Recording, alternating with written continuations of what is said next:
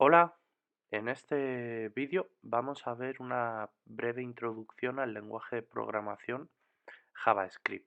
JavaScript es un lenguaje de programación que se creó en 1995.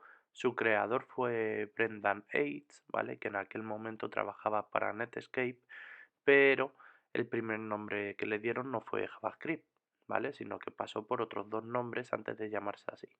El primero que le pusieron fue Mocha, ¿vale? Después de Mocha le cambiaron el nombre al poco tiempo a LiveScript.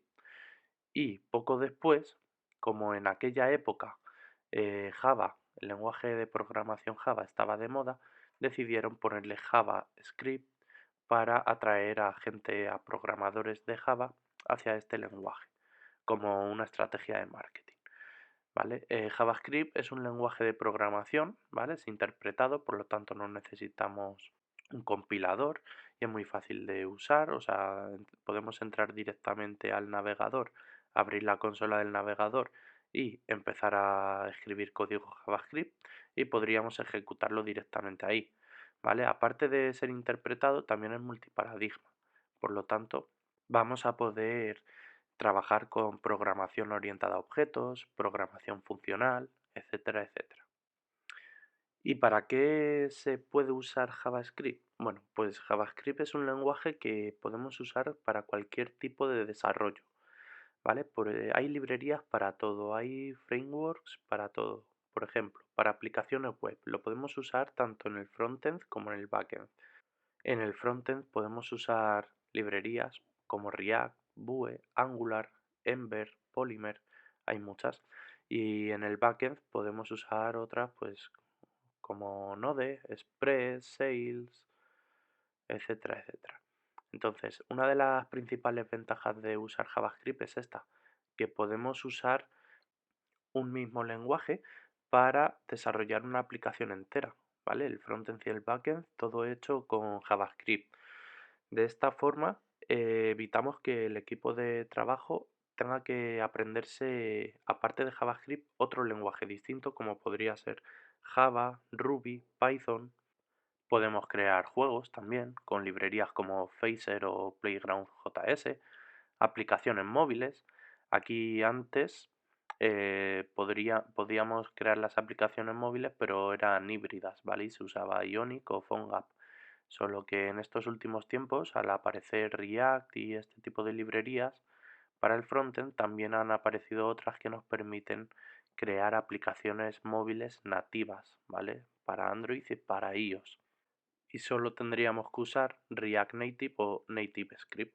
También podemos crear aplicaciones de realidad aumentada o realidad virtual con frameworks como A-Frame, incluso aplicaciones de Internet of Things con librerías como Cylon o IoT.js.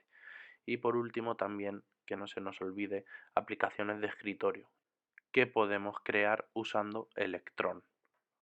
Para empezar a trabajar con JavaScript tenemos que tener en cuenta unas reglas. Por ejemplo, que eh, este lenguaje es case sensitive, por lo tanto, no sería lo mismo cuando usamos coche con la C mayúscula que si usamos coche con la C minúscula. El punto y coma en este lenguaje es opcional, por lo tanto, podemos ponerlo o no ponerlo. No ocurre como en otros lenguajes que si no lo ponemos nos muestra un error de que le falta el punto y coma al final de la instrucción.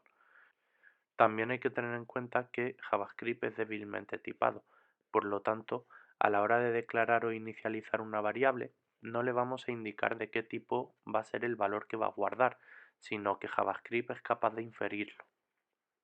Relacionado con esto, luego también podríamos decir que tiene un tipado dinámico. Por lo tanto, podemos asignarle primero un valor booleano, más tarde asignarle un string y después un array.